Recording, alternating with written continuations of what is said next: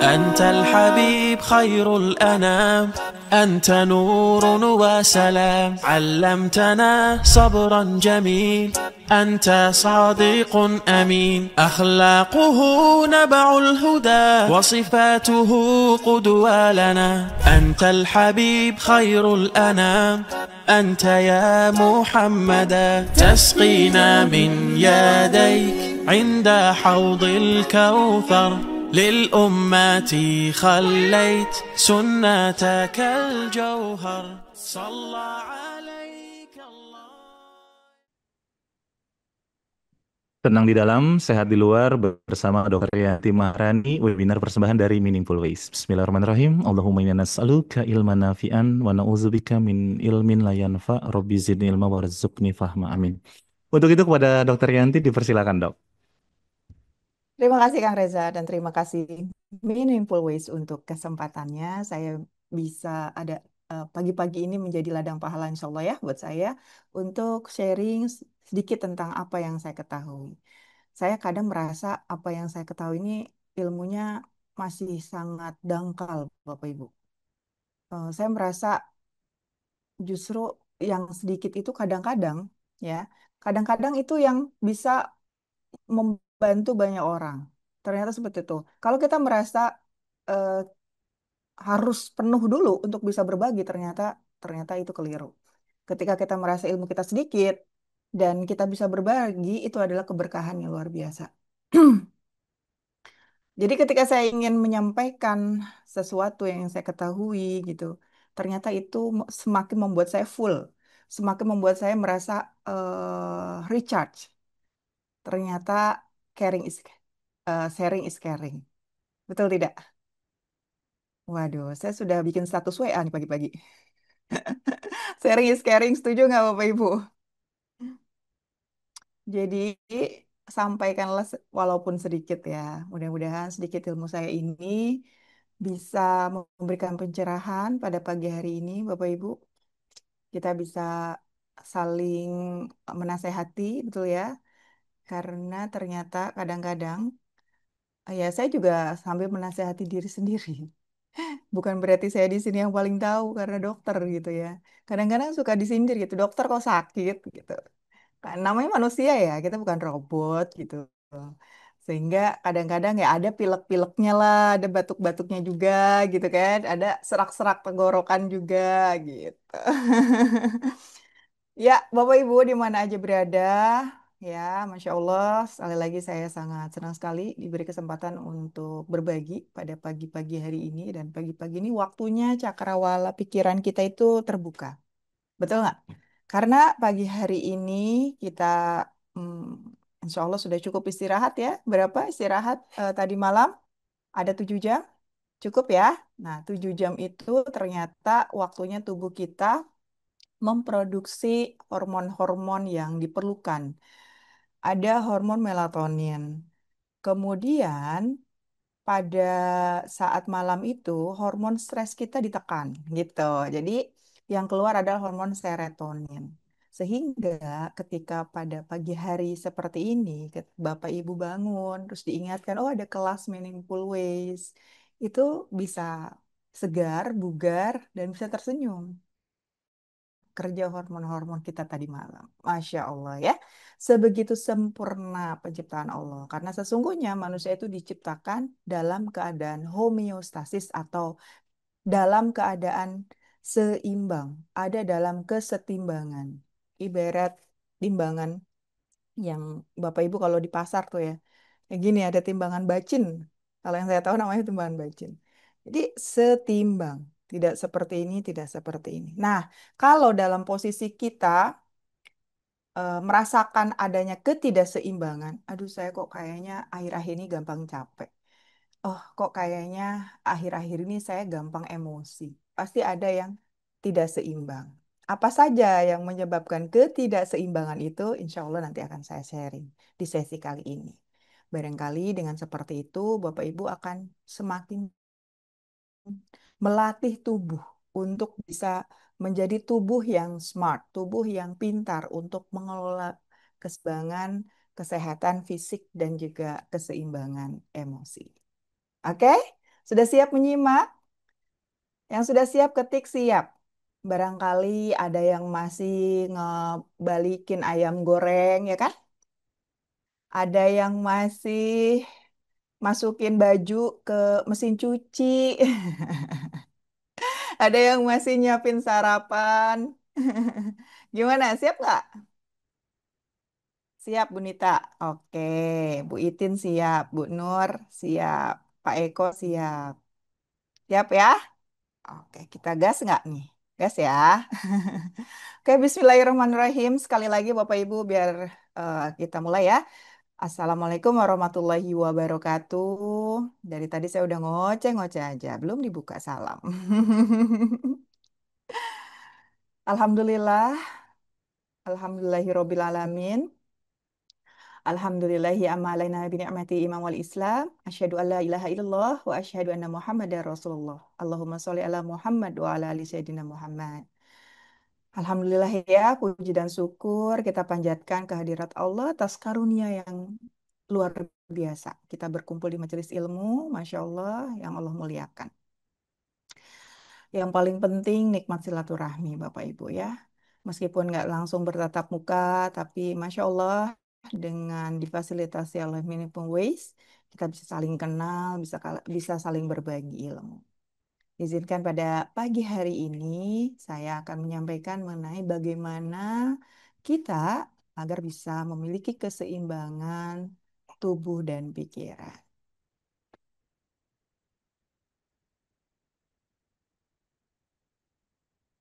Oke, yang belum kenal mungkin bisa kenalan dulu ya. Saya boleh dipanggil dengan Dokter Yanti. Biasa di sosial media saya memperkenalkan diri sebagai Dokter Yanti Herbal. Yang belum follow boleh follow. Insya Allah akan tetap terkoneksi ya. Boleh juga menyimak konten-konten saya. Saya sudah membuat berapa ratus konten ya. Hampir 1.000. Kalau saya lihat, wah ternyata hampir 1.000. Saya aktif di media sosial itu dari tahun 2022. Jadi 3 tahun ini, Bapak Ibu, 3 tahun ini aktif. Tapi sebelumnya juga sudah ada Instagramnya ya. Jadi nanti Bapak Ibu yang tertarik tentang ilmu herbal, resep-resep, boleh ubuk-ubuk aja tuh di reel-reel ataupun postingan-postingan saya. Banyak sekali sudah saya share tentang bagaimana cara membuat resep ini dan itu. Ya, oke. Saya buka dengan surat An-Nahl, ya, ayat 11. Ia menumbuhkan bagi kamu dengan tanah itu tanaman-tanaman, zaitun, kurma, anggur, dan segala macam buah-buahan. Sesungguhnya pada yang demikian itu terdapat tanda kekuasaan Allah bagi kaum yang berpikir. Ini juga yang melatar belakangi saya, kenapa saya mempelajari ilmu tanaman. Kenapa saya akhirnya mendalami ilmu herbal medik. Saya dokter dan saya belajar ilmu herbal. Waktu saya mengambil kuliah di Magister Herbal Medik UI, banyak yang bertanya, dok, kenapa dok? Atau teman-teman saya sih lebih kepada, ngapain kamu, Ri, belajar herbal gitu kan? Kayaknya herbal itu hanya dipelajari sama non medis gitu kan, banyak dukun lah, kemudian juga tabib gitu. Yang intinya bukan orang kedokteran yang menyampaikan tentang herbal. Saya ingat ayat ini, saya pikir pasti ada sesuatu nih di tanaman yang bisa dijadikan penolong kita. Karena di situ Allah sudah titipkan. Ada tanda kekuasaan Allah bagi kaum yang berpikir. Ternyata setelah saya mempelajari ilmu herbal ini Bapak Ibu, Masya Allah, Allah sudah titipkan obatnya di situ. Untuk kesehatan kita. Untuk mengatasi penyakit-penyakit yang mungkin nggak ada obatnya ya. Sampai sekarang belum ditemukan obatnya, contoh kanker ya. Banyak sekali di antara berbagai macam tanaman obat itu memiliki khasiat anti kanker yang luar biasa. Keren apa keren? Keren apa keren Bapak Ibu? Masya Allah ya. Masya Allah. Padahal dari tanaman loh. Banyak di antaranya dari rumput-rumput liar yang kita injek-injek. Gak percaya nanti saya liatin. Nah, oleh karena itu saya senang sekali bisa belajar ilmu herbal medik ini. Sehingga sekarang saya nggak dibilang dukun lagi sama teman-teman saya. Karena semuanya bisa dibuktikan. Sudah banyak publikasi-publikasi ilmiahnya. ya kan? Masya Allah ya. Jadi dibilang dokter dukun, Bapak Ibu. Karena ngasih advice-nya adalah resep-resep herbal. Gitu. Baik, Bapak Ibu, yang ingin saya sampaikan pada pagi hari ini bagaimana kita menjaga, mengelola keseimbangan tubuh dan pikiran. Karena seperti yang saya sampaikan tadi di awal, bahwa tubuh manusia itu dalam keadaan posisinya adalah kesetimbangan. Keseimbangan tubuh dan pikiran itu salah satunya. Gimana caranya, Dok? Wah, sebenarnya luas sekali ya. Kita bicara bagaimana life balance, keseimbangan hidup. Kita bicara di dalamnya ada hormon balance, yang sebetulnya hormon itu yang mendrive kita, Bapak Ibu, dari dalam, dan kita tidak menyadarinya. Kemudian bagaimana kita mengelola tubuh, ya, mengelola tubuh, berat badan agar tetap sehat, itu juga bagian dari keseimbangan tubuh dan pikiran yang harus kita jaga. Bagaimana kita belajar untuk smart eating, bagaimana kita mengelola makan kita, ya, lalu mengelola gangguan-gangguan yang bisa mengurangi ketenangan kita dalam beribadah, ketenangan kita dalam pikiran kita, yaitu biasanya apa? Masalah lambung sama sendi, udah dua itu aja. Itu bikin kita jadi susah, males ngapa-ngapain, betul nggak? Contoh, kalau lambungnya perih, jadi males baca Quran, jadi males untuk apa namanya melakukan ibadah biasanya gitu ya, atau pengajian, jadi takut ke sana, ke sini, bahkan bisa mendatangkan gangguan cemas, kemudian juga gangguan sendi, Bapak Ibu. Nah, apalagi nih, susah sholatnya, susah sujud, susah ruku gitu ya, itu juga perlu diwaspadai. Makanya saya diselipin lah, diselipin bagaimana kita bisa mengelola masalah-masalah yang seringkali mengganggu pikiran kita, mengganggu ibadah kita, yaitu diantaranya dua, dua hal yang sering terjadi. Saya mau absen dulu nih. Siapa di sini yang memiliki dua gangguan ini, memiliki dua keluhan ini? Boleh absen dulu nih. Biasanya banyaknya laki-laki atau perempuan? Kita survei ya. Bismillah. Saya izin minum dulu.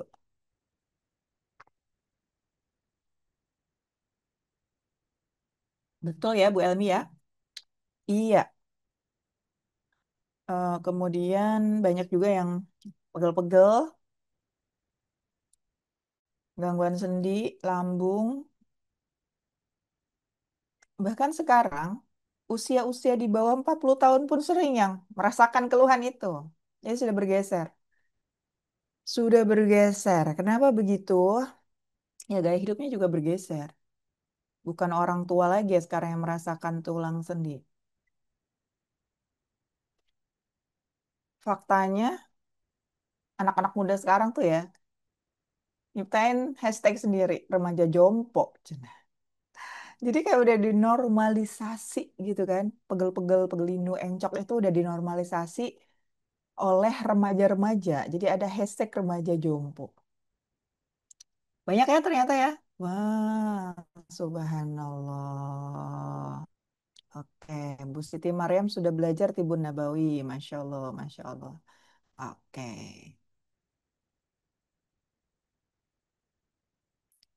Banyak yang sakit lutut, ya kan?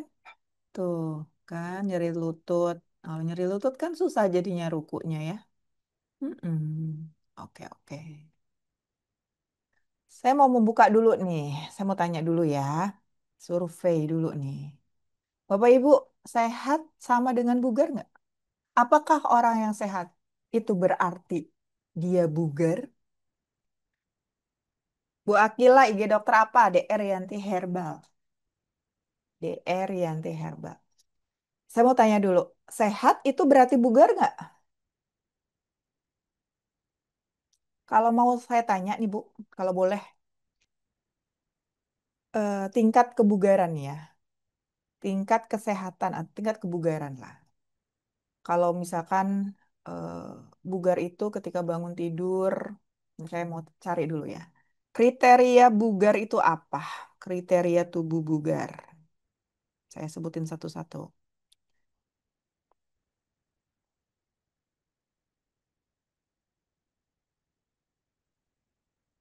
Kriteria tubuh bugar, biar kita bisa menilai. Apa?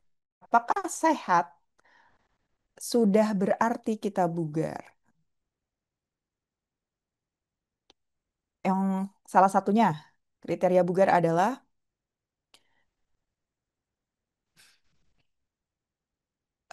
ketika kita misalkan naik tangga itu bisa dilalui tanpa lelah, tanpa ngos-ngosan. Ya kalau misalkan ritmenya teratur ya, nggak yang kayak lari gitu. Yang kedua, otot bisa digunakan untuk aktivitas harian tanpa rasa lelah berlebihan. Kemudian tubuh bisa bergerak leluasa tanpa kaku, misalkan saat membungkuk atau memutar badan. Ya. Kemudian kalau kita melakukan aktivitas harian, nggak gampang jatuh, nggak gampang kepleset gitu ya. Terus kemudian juga tidur nyenyak, berpikir jernih.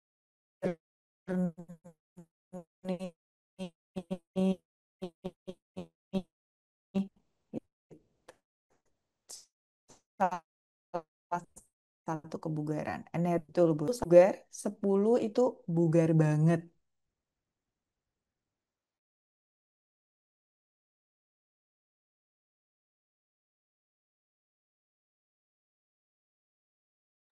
Ya, Bapak Ibu sekalian, kita tunggu dulu ya. Sampai Sepertinya 10. Dokter Yantinya terganggu sinyal. Dok, Oke, monitor. oke. Nah, Yuk. aman. Aman? Sip, Aman sip. lagi dok, tadi sempat terputus. Oke, terima kasih feedbacknya, Kang Reza. Jadi kayaknya yang tadi pertanyaan tadi belum tersampaikan ya. Kalau 0 itu tidak bugar dan 10 itu bugar banget, Bapak Ibu di level kebugaran angka berapa? 7. Alhamdulillah, Bu Sri. 8. 5. Tengah-tengah ya. Oke. 9. Masya Allah. 7, 8, 5. 7. Oke. Kalau gitu, Bu Lina kenapa Bu Lina? 0 geningan? Oke. Mudah-mudahan ya setelah ini kita bisa meningkatkan level kebugaran kita. Gimana? Setuju? Oke, kita lanjut ya. Namun ada survei juga nih. Itu bukan survei sih, ini indeks. Nah, untuk melihat kata John W. Travis, ya, kata dokter John W. Travis, John W. Travis, bahwa kita ini di eh, kondisi kebugaran atau wellness ya, wellness atau kebugaran itu ada angkanya. 5 itu netral, di mana kita ada dalam comfort zone. Tapi bisa jadi itu palsu, false. Kenapa? Nggak ada gejala. Kebutuhan nutrisi juga inkonsisten, tidak konsisten. Latihan juga sporadik ya, belum istiqomah. Dan kesehatan belum menjadi prioritas.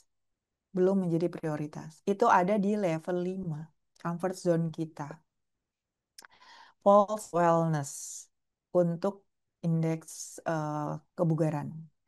Nah, ketika kita seiring dengan usia bergeser ke angka yang lebih kecil, ya, itu mengarah pada kesehatan yang memburuk dan akhirnya menjadi suatu penyakit dan mengarah ke kematian dini.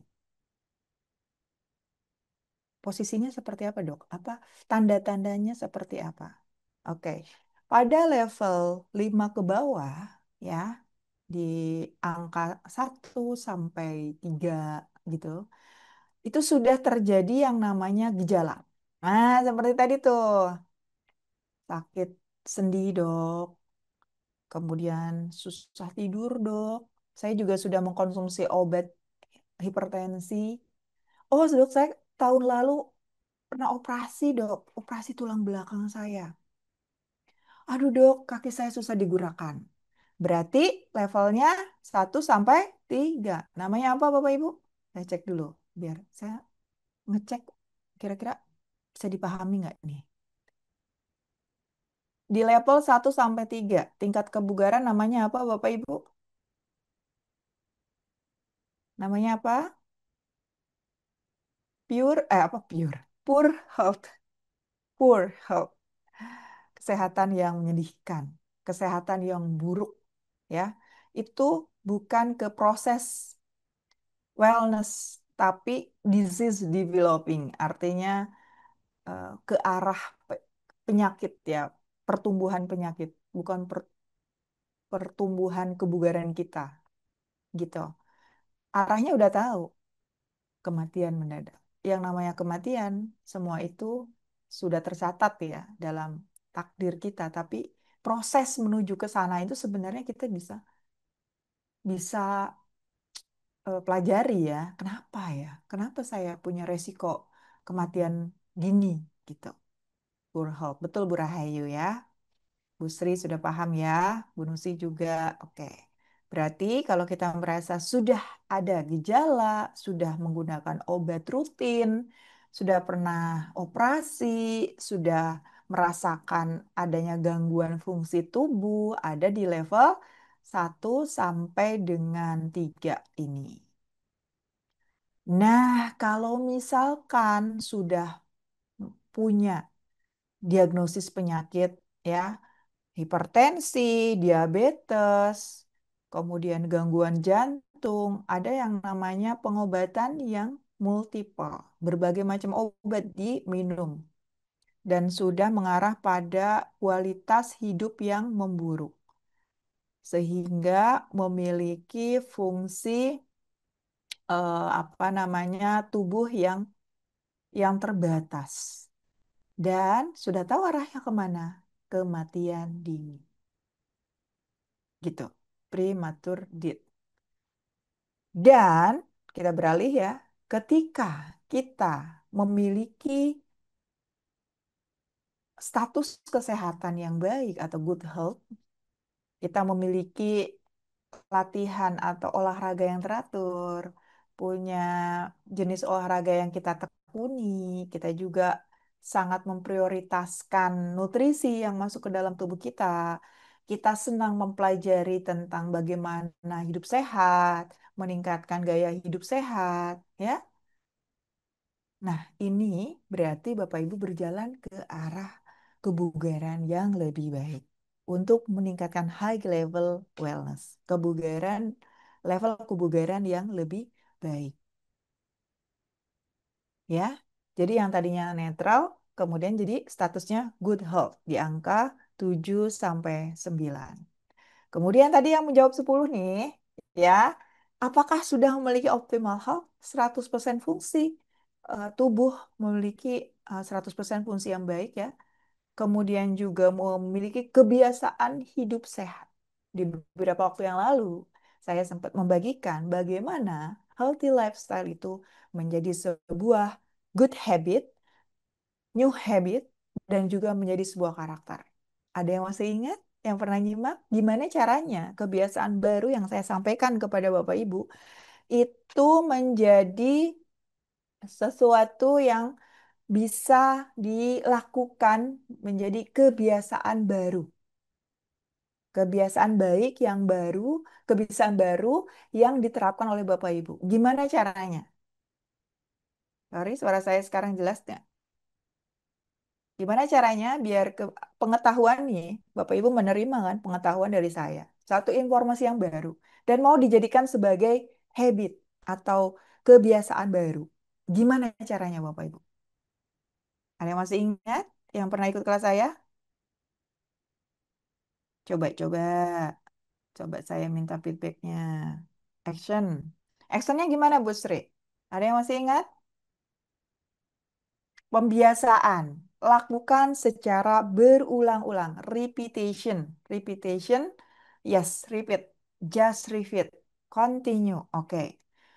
Seberapa lama minimal untuk menjadi sebuah new habit? Betul, pengulangan. Practice, pengulangan. Berapa lama yang diperlukan? Menurut survei yang membuktikan. Ayo, berapa lama? Nggak hanya kebiasaan hidup sehat lah. Misalkan nih, Bapak Ibu pengen memiliki kebiasaan baru, sholat tahajud. Berapa lama sih minimal agar itu bisa menempel di tubuh kita menjadi autopilot, di bawah sadar melakukan itu. Karena kalau masih yang, aduh harus saya betul di di di di di apa ya, pikiran sadar itu capek lama-lama ya. Tapi kalau bawah sadar, tubuh tiba-tiba bangun sendiri gitu kan luar biasa. Betul nggak? Pak Bambang keren banget. Aduh saya sayang ya nggak bawa hadiah hari ini. Oh, ini tepat banget Pak Bambang. 90 hari. Kayaknya Pak Bambang yang jawab pertama. Kapan-kapan saya boleh bawa sponsor ya biar bisa ngasih door prize ke Bapak Ibu. Biar dapat hadiah, biar tambah semangat gitu ya. Siapa tahu kan ada brand herbal gitu yang mau sponsorin door prize di Meaningful Ways. Setuju nggak nih Kang Reza? Jadi harus dapat hadiah. Pak Bambang, ya semoga Pak Bambang sehat selalu ya. Betul 90 hari. 90 hari ya. Itu untuk jadi new habit. Itu yang saya lakukan kalau misalkan mau memberikan satu advice ke Bapak Ibu ke pasien-pasien saya. Bapak Ibu, kalau mau melakukan ini menjadi sebuah kebiasaan baru, lakukan minimal 90 hari berturut-turut. Sehingga kita memiliki wellness lifestyle. Ya, betul Bu Elmi. 90 hari untuk new habitat. 90 hari untuk new habit. Oke? Dan berapa lama hal tersebut, kebiasaan yang kita ulang itu akan menjadi sebuah karakter. Siapa yang ingat? Untuk menjadi sebuah karakter kita itu berapa lama, Bapak Ibu? Ada yang ingat? Ayo, saya cek dulu nih. Ada yang ingat? Khawatir sinyal saya hilang timbul ya. 2 tahun? 6 bulan? Setahun, Bu Leni, di Dramaga. Betul, untuk menjadi karakter kita itu jadi setahun. Gitu, ya. Oke, bisa dipahami Bapak Ibu ya. Jadi untuk kita melakukan pengulangan minimal 90 hari, insya Allah itu jadi new habit. Dan ketika kita lakukan selama 1 tahun itu menjadi bagian dari diri kita dan menjadi karakter hidup kita. Oke. Jadi saya tanya Bapak Ibu, mau ke arah kiri atau kanan nih kita memiliki kebugaran kita? Kalau yang ke kiri, ke kematian dini. Kalau yang ke kanan, kita memiliki high level wellness, level kebugaran tinggi, level kebugaran yang optimal. Kalau kalau ke arah premature death, ya, itu ada tanda, gejala, sampai akhirnya ketidakmampuan kita, tubuh kita, gitu ya. Tapi kalau ke arah wellness, apa yang harus kita lakukan? Kita harus tingkatkan awareness, kepedulian kita terhadap tubuh kita tambah edukasi ya, sehingga kita bisa bertumbuh ke arah high level wellness. Oke, Bapak Ibu sekarang yang ada dalam keadaan netral, pertama syukuri, kemudian bagaimana cara mensyukurinya? Yuk kita sama-sama geser level wellness kita ke arah kanan. Jangan sampai kita mengarah ke kiri. Oke, setuju? Kalau setuju, kita mulai. Gimana dok caranya biar kita semakin bergerak ke arah kanan? Sudah tahu sekarang level wellness kita tingkatkan dengan cara yang pertama breathe fresh air atau bernafas dengan udara yang bersih gitu ya. Bersyukur sekali lah Bapak Ibu yang tinggal di pedesaan, di pegunungan yang masih memiliki udara yang bersih, bebas dari cemaran ya. Kemudian yang kedua, mengkonsumsi makanan yang proper ya, yang memiliki good nutrition atau nutrisi yang baik. Minum minuman yang baik ya. Hindari minuman yang memiliki pemanis, pengawet, sama makanan juga ya, pewarna gitu. Dan yang keempat, lakukan olahraga. Yang kelima, memiliki kualitas tidur yang bagus, mengontrol emosi ya, dan memiliki pencernaan yang baik. Itu 7 hukum agar kita bisa meningkatkan kebugaran kita menjadi good wellness ya, atau kebugaran yang semakin membaik. Suaranya kecil, Bumu ya. Cek, cek, cek, cek, cek.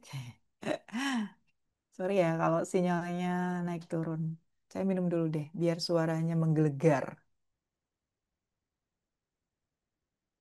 Wow, rajin sekali. Oh, Kang Reza. Kang Reza atur nuhun. Nah, sudah dirisam. Upgrade yourself dengan cara melakukan exercise, nutrisi yang baik, tidur yang cukup, ya, positive thinking gitu, dan lebih produktif. Yang pertama kita bahas ya, nutrition and supplement. Ingat, nutrisi itu ada dua, makronutrisi dan mikronutrisi. Yang makro kita bisa ukur ya dengan panduan isi piringku. Nanti Bapak Ibu coba lihat di websitenya Kementerian Kesehatan ada isi piringku. Di situ kita bisa mengindikasikan kecukupan makronutrien. Makronutrien itu apa? Protein, lemak, karbohidrat, ya, vitamin. Vitamin mikro, sorry. Eh, protein, lemak, karbohidrat, ya. Kemudian mikronutrien, vitamin dan mineral. Nah, masalahnya yang mikronutrien ini meskipun kita butuhnya sedikit, tapi seringkali tidak tercukupi. Ya. Kemudian, hal-hal yang tadi sempat saya mention ya, ada hal-hal yang seringkali kita abaikan, tetapi itu mendrive diri kita sendiri, mendrive emosi kita, mendrive fungsi tubuh kita. Mendrive itu gimana dok maksudnya? Menyetir, menentukan gitu loh. Menentukan kita jadi marah, kita jadi bahagia. Itu tuh ternyata masalah hormon. Jadi kalau kita bicara tentang keseimbangan, saya pun akan membicarakan tentang keseimbangan hormon. Hormon balance. Segimana pengaruhnya sih hormon tubuh kita eh, mempengaruhi mempengaruhi diri kita, ya. Jadi hormon itu, Bapak Ibu, memainkan peran yang sangat penting dalam kesehatan tubuh manusia karena hormon mengatur hampir setiap proses tubuh, mulai dari metabolisme, pertumbuhan, perkembangan, hingga suasana hati, bahkan fungsi reproduksi. Jadi, fluktuasi atau ketidakseimbangan hormon dapat mempengaruhi berbagai sistem dalam tubuh dan juga berkontribusi pada sejumlah kondisi medis dan gangguan kesehatan. Jadi, saya hubungkan dulu ya sama yang tadi. Ya, selain ini, saya nggak bisa jelasin satu-satu, tapi mudah-mudahan yang ikut kelas saya itu insya Allah saling melengkapi ya, penjelasan saya sebelum-sebelumnya sama penjelasan saya sekarang. Yang kemarin mungkin ada yang secuil yang sudah saya jelasin gitu ya, kayak misalkan ini makronutrien mikronutrien ya. Waktu di kelas eksklusif ini saya kupas banget gitu. Tapi sekarang ini karena ada banyak kaitannya dengan hal-hal yang lain, jadi saya sedikit-sedikit dulu menyampaikannya. Mudah-mudahan nanti di kesempatan lain lagi nanti saya ingatkan lagi. Oke?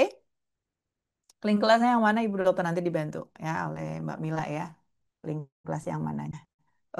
Yang ini yang tentang keseimbangan nutrisi dan suplemen ada di kelas eksklusif kalau nggak salah ya. Bagaimana cara melangsing dengan menyenangkan ya gitu. Terus kemudian hal-hal yang exercise juga nanti saya sedikit jelaskan lagi. Oke, nextnya ke bagaimana kita bisa mengatur keseimbangan tubuh dengan juga menjaga keseimbangan hormon. Ini menarik Bapak Ibu, karena ternyata hormon itu mempengaruhi lalu lintas tubuh kita. Seberpengaruh itu hormon di dalam tubuh kita. Contoh nih, pengaruh hormon terhadap metabolisme dan energi. Dan Bapak Ibu, hormon di dalam tubuh kita banyak banget ya. Banyak banget. Ini salah satunya penghasil hormon organ-organnya ya. Ada hipotalamus, terus kemudian juga ada pankreas, penghasil hormon apa pankreas? Insulin. insulin. Pabriknya itu ada di sini, Bapak Ibu. Pabriknya insulin ada di pankreas. Sehingga kita kenal diabetes itu ada dua tipe, minimal ya ada beberapa tipe sih. Ada yang perlu Bapak Ibu ketahui untuk membedakan tipe satu dan tipe 2. Kalau diabetes tipe satu itu pabrik yang bermasalah. Dia nggak bisa memproduksi hormon insulin sama sekali. Ada gangguan organ di situ. Tetapi kalau tipe 2 itu hanya terganggu produksinya. Jadi dia tetap memproduksi, tapi terganggu produksinya, terganggu juga fungsinya. Ya, bisa dipahami ya. Nah, insulin ini itu hormon yang diproduksi oleh pankreas dan berperan penting dalam mengatur kadar gula darah. Tuh, fungsinya satu, baru satu aja yang kita bahas, insulin ya. Kemudian hormon tiroid ya. Tiroid kita produksinya ada tiroksin T4 dan tirodotorin atau T3. T4 dan T3 kita kenalnya. Nah, ini dia mempengaruhi laju metabolisme tubuh. Jadi yang seringkali keringetan, terus kemudian keringetnya itu sampai di telapak tangan, terus denyut jantungnya nggak beraturan, lalu juga menjadi sering capek, cepat lelah, berat badan susah naik, hati-hati ada ketidakseimbangan hormon tiroid di sini. Ya. Nah, ini akan diketahui apabila dicek atau diperiksa ketika ada keluhan-keluhan yang nampak. Biasanya dokter akan meng-cross-check dengan pemeriksaan laboratorium. Oke. Kemudian hormon apa lagi? Ada lagi hormon estrogen. Ya, yang tadi ada yang tanya, dok, kalau KB mempengaruhi hormon nggak? Betul, mempengaruhi. KB yang mana? KB yang suntik sama KB pil. Dan juga KB implan, ya. KB suntik itu bisa mempengaruhi hormon estrogen, progesteron, ya. Dan hormon ini hanya dimiliki. Hormon seks ini yang utamanya pada wanita, ya. Ya, tidak bukan hanya dimiliki wanita, tapi utama pada wanita. Fungsinya apa? Melindungi jantung, meningkatkan kadar kolesterol HDL, ya, dan juga menurunkan kadar kolesterol LDL. Kemudian ada yang namanya progesteron, itu perannya mengatur tekanan darah dan mengatur pembekuan darah. Kita lanjut lagi, hormon yang lainnya apa nih? Oh, masih hormon estrogen. Dok, apa sih dok pengaruhnya terhadap kesuburan wanita? Nah, hormon estrogen ini ya, hormon estrogen di fungsi reproduksi ya, pengatur siklus menstruasi dan kesuburan pada wanita. Nah, ketidakseimbangan hormon ini dapat menyebabkan gangguan menstruasi, sindrom ovarium polikistik atau PCOS, dan gangguan kesuburan atau infertilitas. Sedangkan pada pria, hormon testosteronnya berperan penting dalam spermatogenesis, pembentukan sperma, dan kesehatan seksual. Gimana dok kalau kadar testosteron turun? Nah, ini dapat menyebabkan penurunan gairah, kelelahan, dan penurunan massa otot. Memang nggak langsung ke penurunan gairah atau libido ya. Seringkali diawali dengan sering capek, sering letih, lemah, lesu. Nah, itu khawatirnya indikasi ada ketidakseimbangan hormon testosteron. Nah, ini dia yang tadi saya bilang. Ada pengaruh hormon ini terhadap kesehatan mental dan suasana hati. Apa itu? Serotonin, dopamin, norepinefrin. Ya, ini merupakan neurotransmitter yang dipengaruhi oleh hormon dan berperan penting dalam pengaturan suasana hati dan kesehatan mental kita. Ada yang namanya kortisol, hormon stres, itu berperan dalam respon tubuh terhadap stres dan peradangan. Jadi sebetulnya kortisol ini adalah hormon yang menjadi tameng kita, Bapak Ibu. Kalau kortisolnya tinggi, berarti tandanya tubuh kita tuh stres. Awalnya adalah untuk menjaga keseimbangan tubuh kita. Ketika levelnya tinggi, kortisolnya tinggi agar kita waspada. Ya, seringkali kita itu merasakan bahwa ada satu kecemasan atau kekhawatiran gitu, dan tubuh kita itu perlu survive gitu ya, perlu tetap menghadapi itu semua. Jadi dikeluarkan namanya kortisol. Pada jangka pendek kortisol ini baik ya. Tetapi kalau sudah kronis, sering distimulasi untuk keluar, itu yang akan menjadi masalah di kemudian hari, menjadi penyakit. Jadi Bapak Ibu, kembali lagi ke konsep kesetimbangan. Segala sesuatu yang diciptakan oleh Allah itu ada fungsinya, ada dampak baiknya, ada kebaikannya di dalamnya. Seringkali kita taunya kortisol ini hormon stres saja, sehingga perlu kita tekan. Padahal kortisol itu diperlukan oleh tubuh, tapi dalam jangka waktu yang pendek. Contoh nih ya, Bapak Ibu mengalami yang namanya kepanikan gitu ya. Panikan misalkan tiba-tiba dikasih tugas sama atasan gitu untuk presentasi pagi-pagi, ini yang kasus gampang aja lah. Kasus gampang kayak gitu. Ada ada tiba-tiba kan heart rate meningkat atau denyut jantung meningkat gitu ya. Terus akhirnya kan kita tuh jadi, aduh, aku harus ngapain nih? Berarti harus persiapan. Jadi ketika kortisol tinggi itu pasti ada kewaspadaan di situ. Sehingga tiba-tiba kita bisa lancar gitu berpikir. Saya nggak ngerasa kayak gitu. Karena deadline gitu kan. Aduh, saya harus selesai nih ngerjain pagi-pagi ini nih. Sehingga kenapa jadi tiba-tiba bisa terbuka ya jalan pikiran saya. Jadi bisa melakukan hal-hal yang tadinya saya pikir kalau nggak deadline sih kayaknya males banget saya ngerjain ini. Itu deh. Jadi ada satu kepanikan yang meningkatkan hormon kita, salah satunya hormon stres ya, yang kita bikin jadinya sigap gitu, gitu ya. Nah, cuman Bapak Ibu, kalau hormon stres ini seringkali mendominasi tubuh kita, itu yang akan mengganggu keseimbangan. Paham ya sampai sini ya? Jadi, bagaimana caranya adalah ditekan dengan cara tidur yang cukup. Karena ketika kita tidur jam 10 bangun jam 4, hormon kortisol kita itu akan ditekan gitu ya, dan hormon serotonin kita akan meningkat. Karena melatonin itu menstimulasi untuk produksi hormon bahagia kita, serotonin, dopamin, ya, pada saat kita tidur, dan nanti ketika bangun dalam keadaan yang senang, bahagia, gitu. Nah, sebaliknya kalau kita kurang tidur, kortisol kita yang tinggi, sehingga itu tidak, ya, apa namanya, kita eh, merasa akan semakin stres gitu ya. Tubuh kita akan selalu merasa terancam. Oke. Kemudian ada juga pengaruh hormon terhadap tulang dan sendi. Apa itu? Estrogen ternyata. Dan testosteron. Estrogen ini berperan dalam menjaga kepadatan tulang, Bapak Ibu. Pada wanita, penurunan estrogen setelah menopause dapat menyebabkan penurunan massa tulang. Nah, ini kaitannya dengan osteoporosis ya.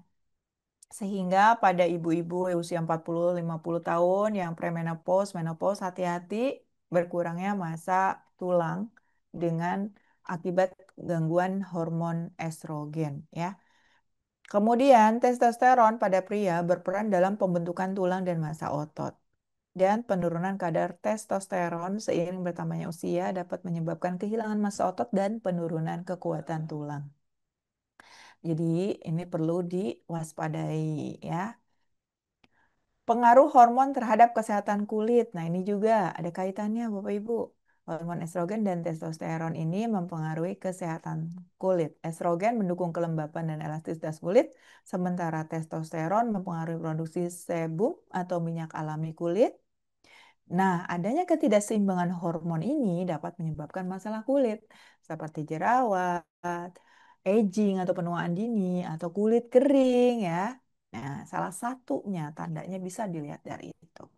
Kemudian, ternyata progesteron itu juga memiliki efek menenangkan pada sistem pencernaan. Jadi, nah Bapak Ibu, ibu-ibu ya yang mengalami masa menstruasi kadar progesteron kan meningkat nih, sehingga dapat menyebabkan penurunan motilitas usus yang dapat menyebabkan sembelit atau gangguan pencernaan pada beberapa wanita.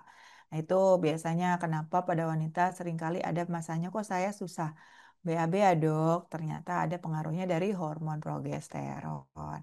Nah, ini yang saya bilang pengaruh hormon terhadap tidur. Melatonin ya, hormon yang mengatur siklus tidur dan bangun diproduksi oleh kelenjar pineal di otak. Produksi melatonin ini berkurang seiring bertambahnya usia, yang dapat menyebabkan gangguan tidur seperti insomnia. Itulah kenapa simbo-simbo ya, mbah-mbah itu waktu tidurnya sangat kurang atau semakin bertambah usia semakin kurang waktu yang dibutuhkan untuk tidur gitu. Jadi mau tidur lama itu kayaknya susah karena berkurangnya hormon melatonin. Oleh karena itu di luar negeri ya banyak dijual suplemen melatonin di mana ketika mengalami yang namanya kekurangan hormon melatonin bisa didapatkan dari asupan suplemen ya. Kemudian juga hormon estrogen dan progesteron pada wanita juga mempengaruhi tidur. Penurunan estrogen pada masa menopause dapat mengganggu kualitas tidur yang seringkali disertai dengan hot flashes atau gelombang panas yang menyebabkan gangguan tidur. Ini pada gejala-gejala ibu-ibu yang mengalami menopause atau premenopause. Nah, ini juga penting nih, ada hormon yang berpengaruh pada berat badan. Namanya hormon apa? Grelin dan leptin. Kalau nggak seimbang nih, leptin yang tinggi, grelinnya yang rendah, itu mempengaruhi rasa lapar. Dan ketika grelinnya tinggi, leptinnya rendah, nah ini dia nggak lapar-lapar ya. Jadi ada leptin dan grelin, ada hormon mengatur rasa lapar dan rasa kenyang. Kadar hormon ini dipengaruhi oleh fluktuasi hormon seperti insulin dan kortisol. Ketidakseimbangan hormon-hormon ini dapat menyebabkan gangguan metabolisme, peningkatan nafsu makan, dan penambahan berat badan. Sebentar, sebelum ngomongin hormon terhadap berat badan ya, Bu Diah nanya nih, suplemennya apa dok? Pokoknya isinya melatonin aja Bu, melatonin. Saya kurang tahu ya di Indonesia sudah ada yang menyediakan atau belum. Gitu. Itu bisa bermanfaat untuk menambah hormon melatonin yang mengalami kekurangan sehingga bisa mengatasi gangguan tidur tadi. Tahu ya sekarang ya pengaruhnya hormon melatonin terhadap tidur kita ya. Oke, gimana dok caranya untuk memproduksi hormon melatonin kita nih yang belum sepuh, harusnya kan normal kan? Tidur sebelum jam 10 karena jam 10 itu golden time tubuh kita untuk memproduksi hormon melatonin, Bapak Ibu. Oke, lanjut ya ke pengaruh hormon terhadap berat badan. Bahkan saya membuat konten yang menyampaikan ada jurnal penelitian yang menyebutkan bahwa ternyata untuk mengatasi masalah gangguan metabolik ya seperti diabetes itu pengobatannya nggak cuman masalah bagaimana kita bisa mengobati si pankreasnya tadi atau meningkatkan fungsi insulinnya, tetapi dari bagaimana kita bisa menyeimbangkan hormon ghrelin dan leptin ini sehingga tadi kan yang memproduksi itu di otak ya, yang memproduksinya di otak gitu. eh nah, ketika hormon ghrelin leptin ini selalu seimbang, tubuh kita tidak dipaksa untuk berpikir keras bukan ya aktivitas otaknya maksudnya aktivitas otaknya tidak ini berkaitan dengan insulin yang tetap dalam keadaan stabil juga gitu ya. Nah, si Gerlin sama leptin juga dibikin stabil, bikin seimbang, nggak naik turun begini ya. Bikin seimbang itu akan mempengaruhi penyembuhan penyakit diabetes, Bapak Ibu. Gitu ya. Jadi balik lagi ke keseimbangan tubuh. Bisa paham ya sampai sini ya. Oke, kemudian pengaruh hormon terhadap imunitas dan penyembuhan.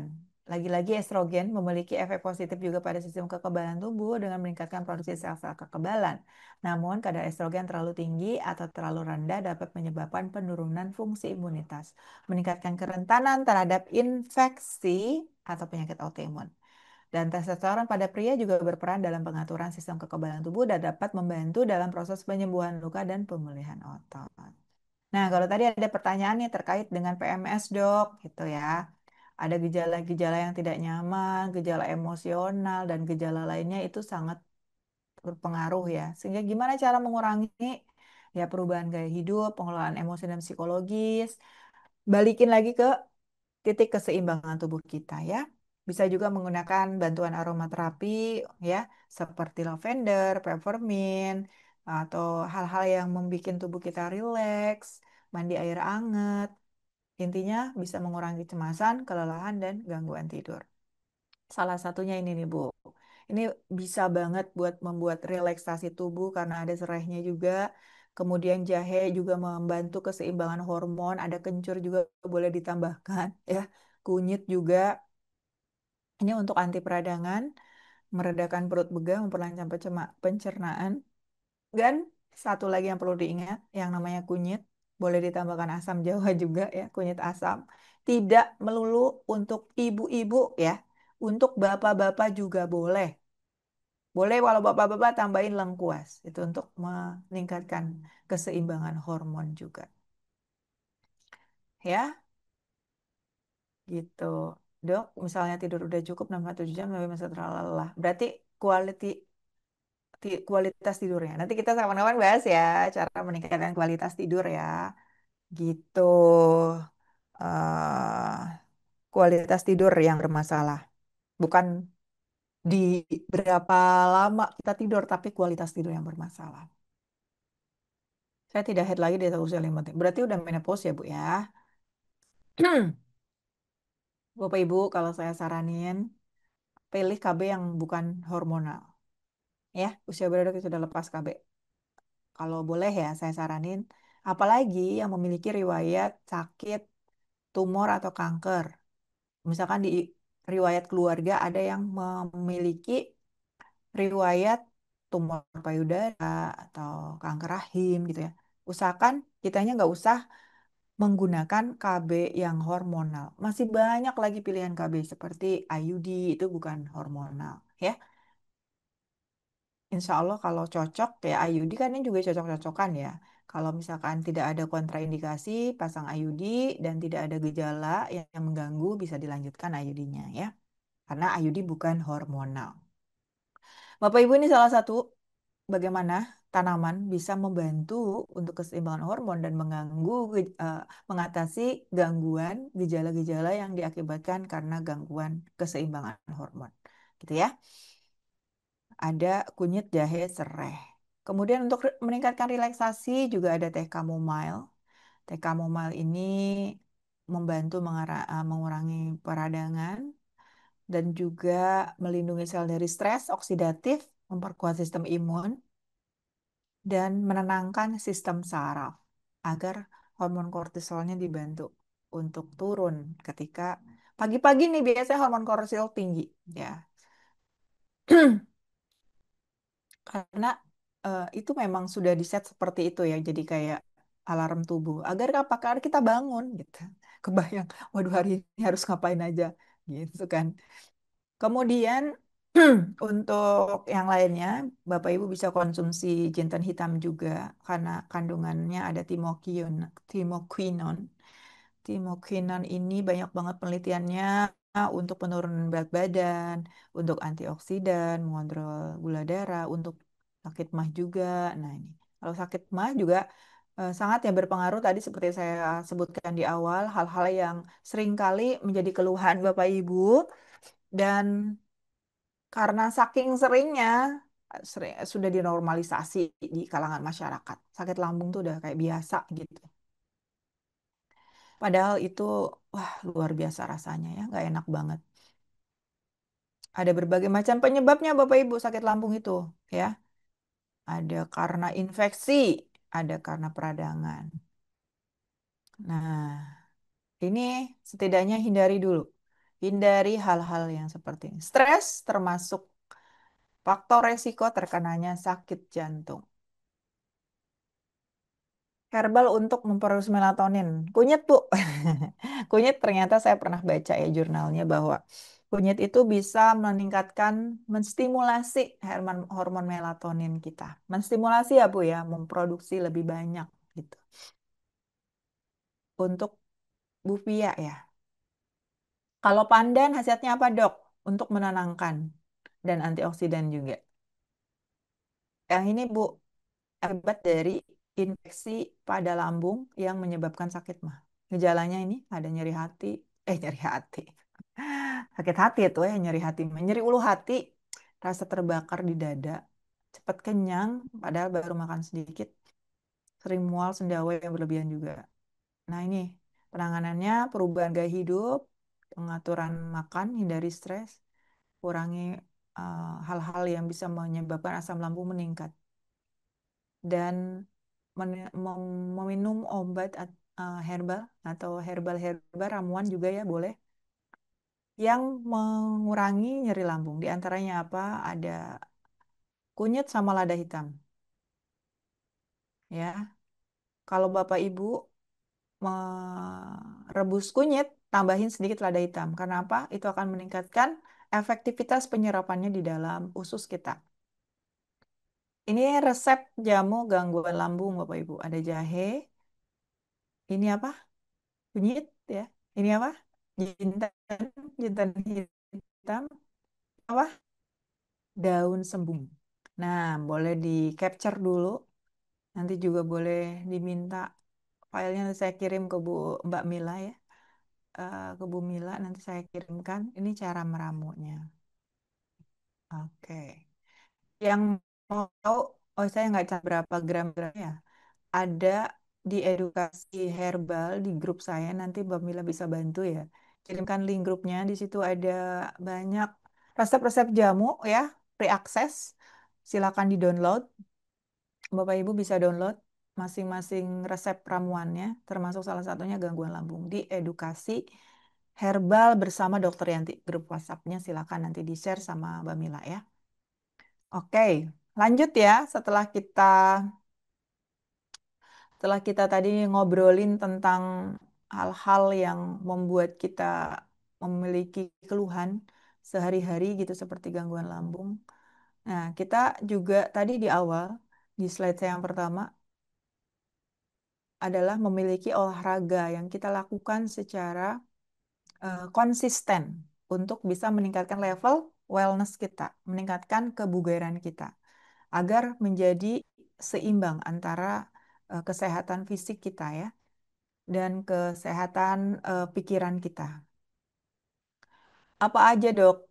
Ya, salah satunya adalah olahraga. Gimana olahraga yang baik itu? Nah, Bapak Ibu, ini sangat bermanfaat sekali untuk yang pengen turun berat badan nih.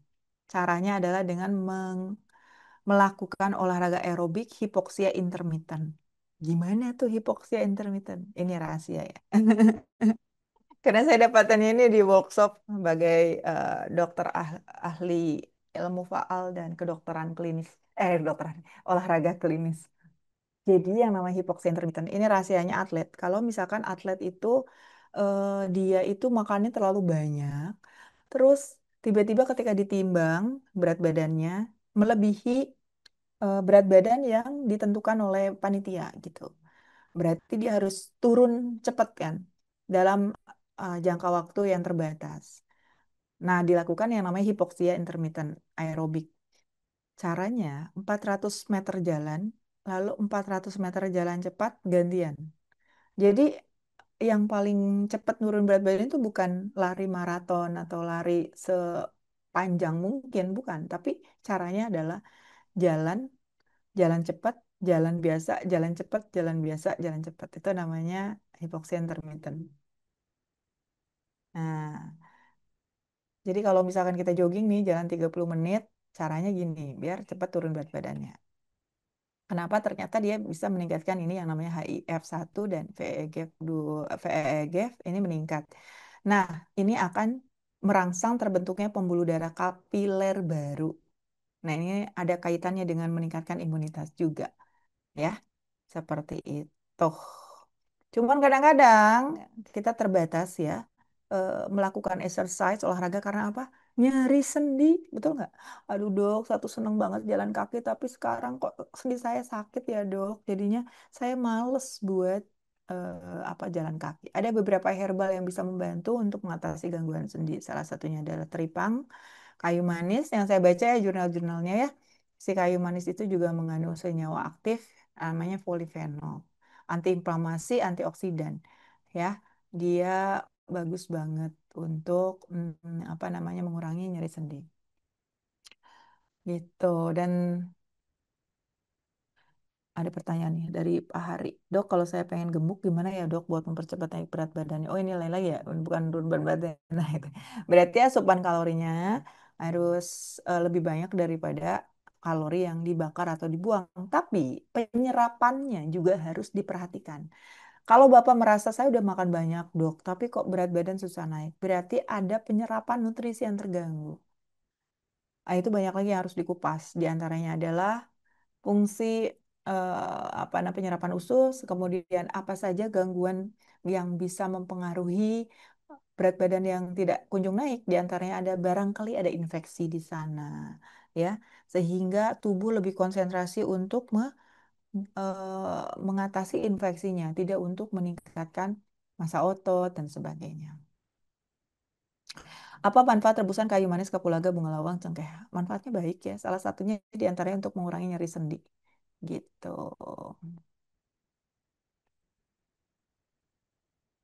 Kemudian daun kelor. Daun kelor nih banyak sebenarnya kan di kita ya. Nah, ini juga salah satunya bisa meredakan nyeri sendi. Gimana caranya, Dok? Bisa buat sayur tiap hari, bisa direbus diminum airnya, boleh. Daun kelor ini banyak banget nutrisinya, juga banyak zat aktifnya sehingga berkhasiat. Intinya dia itu bisa mengurangi peradangan dan memperbaiki kondisi sendi. Dok, gimana? Tadi banyak yang nyeri lutut ya. Saya lihat ya survei membuktikannya tadi. Aduh dok, saya udah nyeri lutut. Nah, caranya untuk olahraga yang nyeri-nyeri lutut nih, coba dengan berenang, bersepeda, berjalan kaki selama 10 sampai 15 menit, 2 hingga 3 kali seminggu, dan tingkatkan sampai bisa 30 menit sehari atau 150 menit per minggu. Pelan-pelan saja. Nah, ada apa saja untuk nyeri sendi herbalnya? Ada adas. Ini apa Bu? Kumis kucing ya. Ini kunyit, meniran, ya, temulawak, kunyit. Terus kemudian juga ada daun apa ini coba?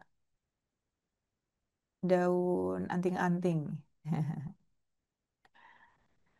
Oke, saya juga mau menyampaikan nih, ternyata untuk mengurangi kadar kortisol kita pagi-pagi ini udah bener bahwa secangkir teh sehari bisa jauhkan stres dan penyakit. Benar nggak nih? Kita coba cari tahu ya. Jadi, Bapak Ibu, saya akan mengenalkan sedikit nih kalau misalkan Bapak Ibu kurang suka ramuan herbal, tapi Bapak Ibu suka dong minum teh. Ya nggak? Saya akan nyampaikan di sini bahwa teh juga salah satu upaya kita untuk bisa stress release, mengurangi hormon stres kita, ya, sehingga bisa nyaman, bisa adem di hati. Saya kenalkan dulu nih, teh itu ada berbagai macam. Tapi dari satu jenis tanaman namanya Camellia sinensis. Bukan teh kamel ya, bukan teh kamelia, bukan. Ini mah Camellia sinensis. Bukan teteh orang Sunda ini mah betul. Namanya Camellia sinensis. Nah, si Camellia sinensis ini Bapak Ibu ya, ada berbagai macam. Ada bisa dibikin teh putihnya, teh hitamnya, teh oolong, teh hijau. Tapi dari satu tanaman. Ini merupakan herbal yang sangat simpel untuk aplikasikan sehari-hari ya. Karena pasti Bapak Ibu nyimpan teh di rumah ya kan. Cuman ya hanya sekedar ritual minum teh aja. Padahal manfaatnya untuk kesehatan juga bisa untuk meningkatkan fungsi kardiovaskuler, mengurangi hipertensi, penyakit jantung, membantu pembakaran lemak, mengontrol kadar gula darah, untuk relaksasi, bahkan juga untuk fokus, anti stres gitu ya. Kemudian anti aging juga. Pengaruhnya terhadap penuaan dini. Ya, ini dia salah satu hal-hal yang detailnya saya jabarkan di sini ya. Nih contohnya, kalau teh kita campurin dengan jahe, itu nanti akan meningkatkan efek anti peradangan ya. Kalau teh ditambah serai antibakteri. Teh ditambahkan kelor, tinggi vitamin C ya. Kemudian, apa sih dok yang terdapat pada teh itu sehingga dia bermanfaat? Pertama, dia memiliki EGCG atau flavonoid. Yang kedua, dia memiliki polifenol, antibakteri dan antivirus. Kemudian ada kafein juga dalam jumlah yang ringan. Bagus untuk yang sering mengalami migrain gitu. Karena migrain obatnya adalah kafein salah satunya ya. Jadi teh itu mengandung berbagai senyawa bioaktif yang bekerja sama untuk memberikan efek menenangkan. Menenangkan ya. Bahkan ada beberapa juga yang bersifat meningkatkan fokus. Buat yang nggak bisa ngopi, boleh alternatifnya salah satunya adalah teh. Bahkan karena teh ini mengandung EGCG, dia memiliki antioksidan yang kuat ya. Gitu. Jadi Bapak Ibu bisa bikin teh herbal, teh jahe, teh peppermint, teh apa aja yang ada dalam rumah. Ini salah satu resep teh andalan saya nih. Teh hitam ditambahkan jahe, tambahkan kunyit. Ini presentasinya segini. Kalau saya menggunakan tisen. Tisen itu adalah herbal yang dikeringkan tapi sudah menyerupai teh. Buat Bapak Ibu yang pengen belajar gimana cara bikin tisen, gimana cara bikin simplisia atau keringan herbal, gimana cara meracik meramu herbal, Bapak Ibu bisa baca ebook yang sudah saya tulis. Saya menulis ebook belajar herbal dasar. Di situ ada dasar-dasarnya. Jadi jangan dulu meracik jamu, jangan dulu meracik herbal sebelum tahu ilmunya. Ilmunya sudah saya tulis semua dasar-dasarnya di sana dari berbagai macam referensi, dari berbagai macam literatur. Bapak Ibu tinggal baca. Nah, di sana ada panduan-panduannya. Nanti Mbak Mila bisa bantu ya untuk ngasih linknya ya. Oke. Nah, ini salah satunya saya menggunakan tisen. Tadi seperti saya bilang, tisen itu herbal yang dikeringkan tapi sudah menyerupai teh. Teh hitam, tisen jahe, tisen kunyit dengan komposisi sekian. Sehingga ketika diseduh, Masya Allah, saya tuh merasakan rasa yang berbeda. Nggak lagi teh, nggak lagi rasa jahe, nggak lagi rasa kunyit. Rasa yang pernah ada. Bukan rasa yang pernah ada, tapi rasa baru. Jadi ngeblend gitu antara teh hitam, tisen jahe, tisen kunyit. Jadi saya itu seorang herbal tea blender ya. Bagaimana menggabungkan antara herbal dan teh. Tujuannya apa? Untuk meningkatkan value minum teh. Untuk meningkatkan esensi dari minum teh. Kita orang Indonesia, kita senang sekali minum teh pagi-pagi, betul ya? Nah, gimana caranya kita bisa meningkatkan kualitas, meningkatkan juga khasiat dari minum teh sesuai dengan kebutuhan kita. Kita apa? Untuk butuh imunitas. Oh, kita tambahkan nih kunyit, kita tambahkan jahe. Gitu. Gabungan teh dengan ginseng bagus. Ginseng bagus ya. Keren banget. Jadi, sudahkah Anda menikmati teh sehat hari ini? Sudah ada yang ngetes, saya belum. Saya baru minum air putih. Sudah katanya. Oke, it's time for tea ya. Oke, Bapak Ibu, 6 tips dari saya untuk menjaga kesehatan keseimbangan tubuh dan pikiran. Yang pertama adalah bagaimana kita bisa life balance ya, hormon balance, smart eating, pengelolaan bagaimana mengatasi keluhan-keluhan yang sering kali terjadi ya, yaitu sakit lambung, sendi, bagaimana kita mengelola stres, bagaimana kita mengkonsumsi suplemen herbal yang mengandung bahan alami. Jadi, ayo minum jamu. Terima kasih, saya Dr. Yanti Herbal. Silakan follow untuk mengetahui dan mengikuti informasi seputar kesehatan dan herbal bersama saya. Sekian dulu, nanti lanjut tanya jawab atau langsung ke Kang Reza ya. Assalamualaikum warahmatullahi wabarakatuh. Waalaikumsalam warahmatullahi wabarakatuh. Terima kasih banyak dokter pagi hari ini yang sudah membagikan ilmunya yang luar biasa seperti biasa, Masya Allah. Berkah buat kita semuanya ya Bapak Ibu sekalian.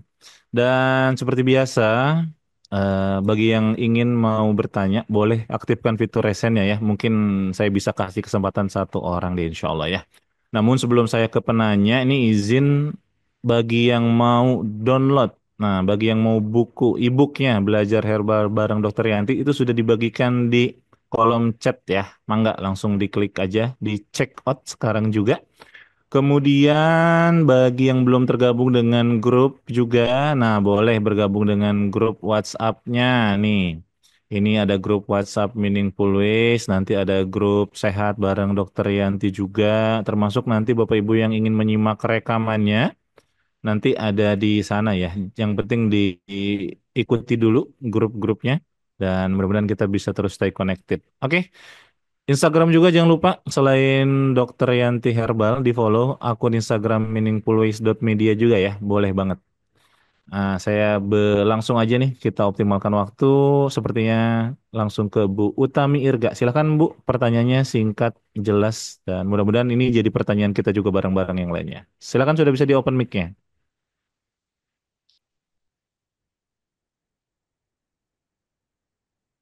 Bu Utami, apakah sudah bisa? Ya, Ya, terima silakan. kasih. Ya, mohon maaf izin off cam. Untuk konsumsi kayu manis dan daun kelor ya, kalau tidak salah itu apakah berlaku juga untuk penderita osteoartritis? Terima kasih. Oke, langsung jawab aja boleh, Kang? Ya, betul, langsung, Dok. Betul, itu memang herbalnya untuk osteoartritis salah satunya itu, Ibu ya, Bu Utami ya. Jadi osteoartritis itu kan ada peradangan ya, pada sendi-sendi besar, biasanya sendi lutut. Nah, kayu manis ini memiliki anti peradangan yang kuat, termasuk kelor juga. Jadi bisa banget digunakan untuk mengurangi nyeri sendi akibat osteoartritis. Oke, Kang Reza, itu jawabannya. Siap, siap dok. Terima kasih banyak atas jawabannya dan Bu Tami mudah-mudahan menjawab ya. Ini ada beberapa yang sudah pesan check out, katanya e-booknya belum terkirim. Nah, boleh nanti dihubungi ke Kak Hadijah aja ya atau ke Kamila. Silahkan nanti di follow up sama tim gitu. Atau ya nanti di follow up ya. Ada lagi yang bertanya atau sudah cukup? Tadi ada yang resen cuman kayaknya udah nggak nongol nih. Tolong dikirim lagi linknya, boleh, mangga. Saya bacain di kolom chat aja nih. Afwan kayu manis direbus sama daun kelor nggidok katanya. Ya, bisa. Bisa, bisa. Nah, oke, siap. Satu lagi deh, nih ada Bu Lina Zainuddin. Mangga Bun, singkat, jelas, padat. Mudah-mudahan ini Ya, jadi ya. atur nuhun. Eh, Dok, saya ingin tanya, usia saya kan 65. Alhamdulillah, saya sih belum ada gejala-gejala sakit yang saya rasakan. Tapi untuk mengantisipasi, untuk menjaga kesehatan saya, minuman apa sih dok yang rutin, yang harus saya konsumsi? Ya tentunya minuman herbal dan kapan diminumnya. Oke, Terima baik. kasih dok. Ya, Bu Dari Lina. Oh, cakep nih pertanyaan nih. Mangga, Bu Dokter. Betul, Bu. Ini, Bu. Yang ini, Bu. Itu Ibu bisa mengkonsumsinya yang namanya immunity, ya, Bu.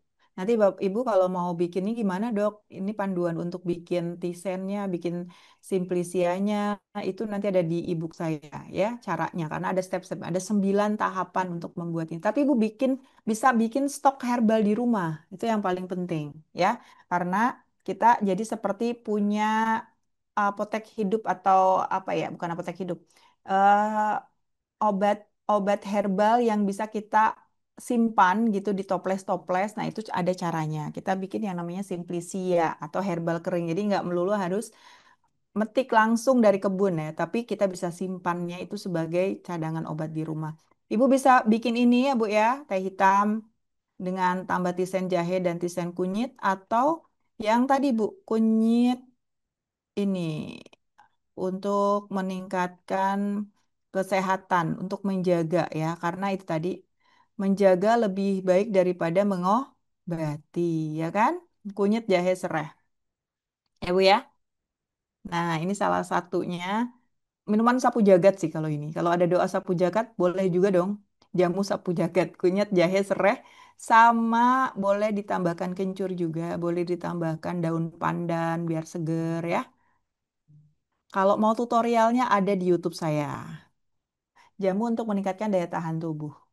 Di YouTube Dokter Herbal Milenial atau search aja Dokter Yanti itu pasti akan ada tuh.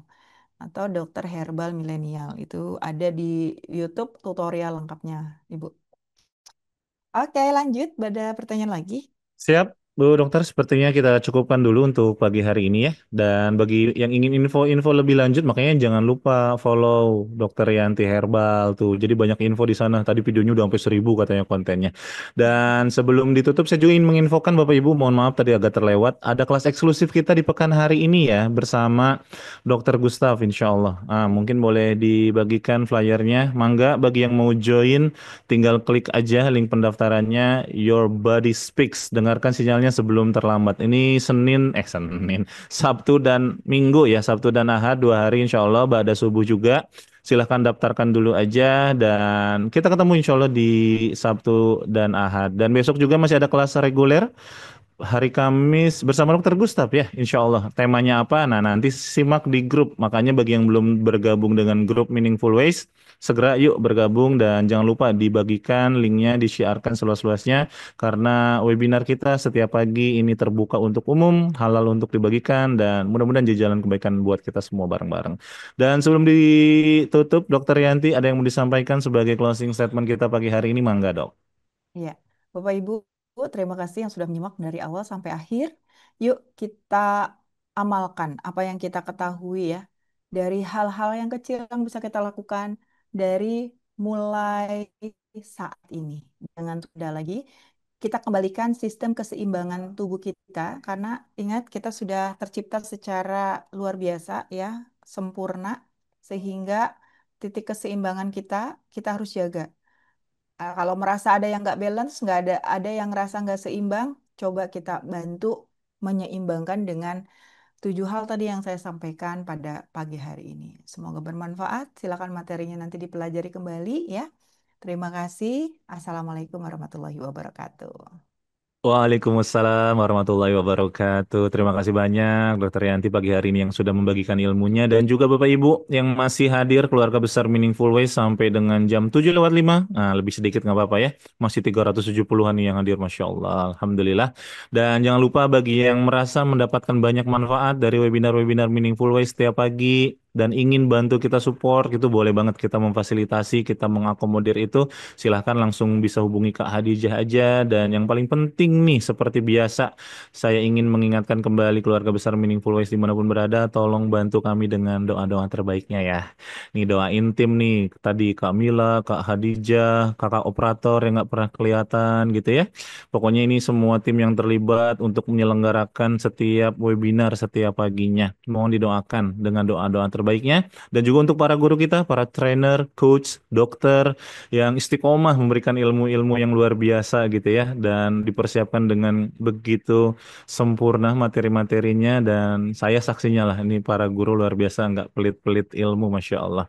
Dan khusus pagi hari ini, yuk sama-sama kita langitkan doa-doa terbaik kita untuk Dokter Yanti dan keluarganya ya Bapak Ibu sekalian, yang mudah-mudahan Allah senantiasa jagain beliau dengan penjagaan terbaiknya, diberkahi kehidupannya, dimudahkan segala aktivitasnya, dan khususnya nih kuliah yang akan segera dijalani ini, doktornya dilancarkan ya dok ya. Semakin menebar manfaat buat umat, buat masyarakat. Itu mungkin Bapak Ibu sekalian, dan juga buat sahabat semuanya, keluarga Meaningful Ways dimanapun berada. Mudah-mudahan apapun kondisinya hari ini bisa dijalani dengan penuh kesabaran, dengan hati yang mudah menerima, dan penuh kebahagiaan. Dan kita akhiri dengan sama-sama mengucap hamdalah, alhamdulillahirabbil alamin. Dan doa kafaratul majelis. Subhanaka Allahumma bihamdika asyhadu an la ilaha illa anta astaghfiruka wa atubu ilaik. Barakallahu fikum, berkah selalu Bapak Ibu, Ayah Bunda dimanapun berada. Wassalamualaikum warahmatullahi wabarakatuh. Dan boleh kirimkan doa-doa terbaiknya buat Dokter Yanti.